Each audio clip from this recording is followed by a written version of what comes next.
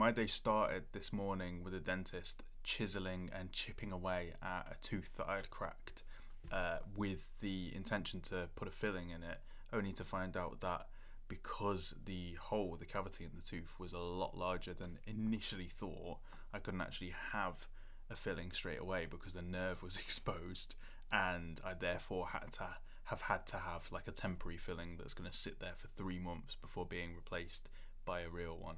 Now, ironically, well, not ironically or surprisingly, it wasn't that painful. And the most painful thing was that the dentist assistant was hoovering in my mouth, and it was so cold, man, the air. She was sucking like little bits off, and every now and then I could see my tooth, like the pieces of my tooth flying out of my mouth, just as like tooth dust. The tooth fairy would have had a field day, but every now and then she would like put the hoover on the other side of the mouth and like at the back, and it really surprised me. No one like, obviously people are scared of the dentist, but no one talks about the bits of it that are actually hard. Like, of course you're worried about the pain and stuff, and you're worried about the fact that they're doing something crazy in your mouth, and maybe, I don't know, it's just a very uncomfortably close experience. But for me, the hardest thing was keeping my jaw open for like probably 20 minutes straight, and I kept my jaw open and was in that position without swallowing for such a long time that I began to not know whether I had my mouth open properly or not. And obviously you have the numbness, and my tongue, I was like, what if I have a spasm and my tongue shoots off near the drill and she drills a piece of my tongue off? But it was okay. I mean, in the context of, I guess, me sitting here now and being fine, in the context of like happiness with the outcome, it's not great. But today I want to talk about just this. So it is a bit of a meta dribble, but I don't know if I'll term it that when I title the video. But what I want to talk about specifically is why this type of video. Why is it that I'm doing this every day, where I'm just talking and I'm not necessarily doing a whole lot of editing? The reason is because I want to do those types of videos. I want to get good at making clean, pristine, quick, snappy, beautiful videos, aesthetically pleasing and very, very informative within a short space of time and not a lot of rambling. I want to do that. But there are a lot of those videos out there, and whilst that is one of my goals, it's not my only goal on the global picture for, I guess, my career, if you will. Don't like calling it that, but yeah, my career. And so what I would say is that what I want to do and get good at in articulating myself better, being able to express what I'm thinking better, being able to think better, just being an all-round better communicator. The reason that is what I want to do is because I think that is the thing that gives you the skill set to actually say what you want to say, to communicate what it is you believe, and also, on the back end to process thoughts properly. You have the language to be able to think about things in a lot greater detail. And I would point you in the direction of someone who is a little bit controversial, because sometimes he just chats a load of waffle. I mean, I joke with my partner that he goes like, he does a stint where he's just brilliant and informative and almost enlightened, and then he does a stint where he's an arsehole. Can you guess who I'm talking about? Yes, it's Russell Brand. He is up and down, but he is one of the way that guy speaks, the ability that he has to communicate, the ability that he has to use words to be persuasive and interesting. It's incredible. And he's not the only one. Alan Watts, when you listen to Alan Watts talk, the man can communicate things that you didn't know were possible to take from the spiritual realm and bring into the real world, if you will. I don't know what this realm is called. The here realm. That's my lack of articulation at the moment showing or coming forth. And obviously people do this in different ways. People get good at expressing themselves in different ways.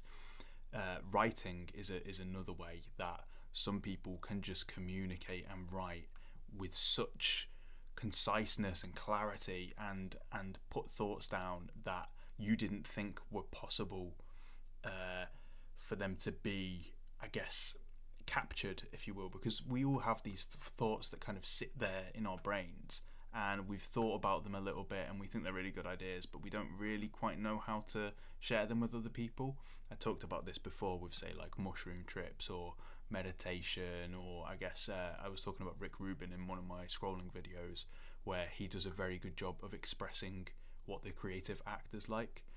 And I just believe that it's a skill that not many people have, and therefore if you do strive to become way better at articulating yourself, at talking and communicating, then you're going to put yourself in this really high category.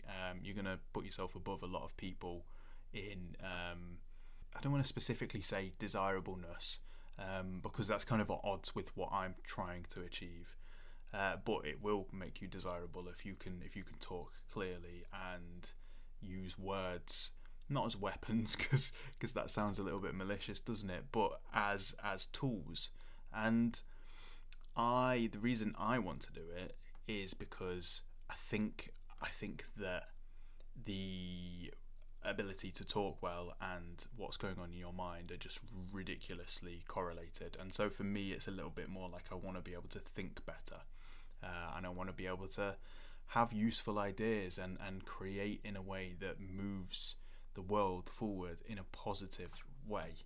And if I can't communicate the ideas that I have, then I've got no hope. No one's ever going to understand me. I mean, obviously you get partnerships, don't you, in famous companies, where one person will be like the builder and then the one person will be like the seller.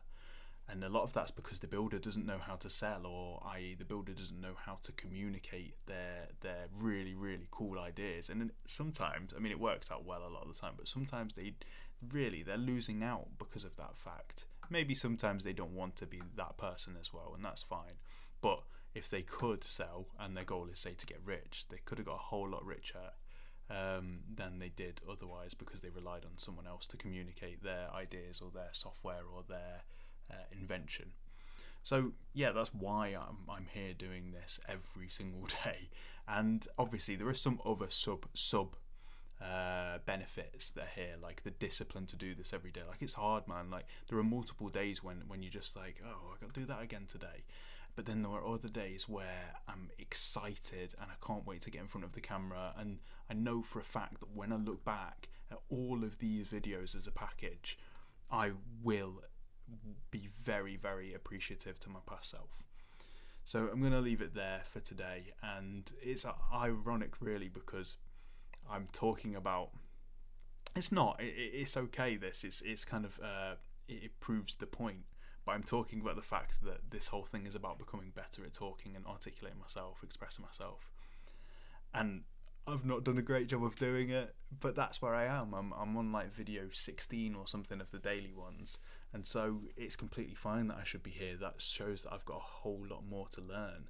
And by throwing myself in the deep end in topics that I'm not used to talking about, and by making myself make these videos no matter my mood, no matter how tired I am, no matter I guess my emotional state, it's going to strengthen and test my ability to do this in any circumstance. Cool, catch you later, bye bye.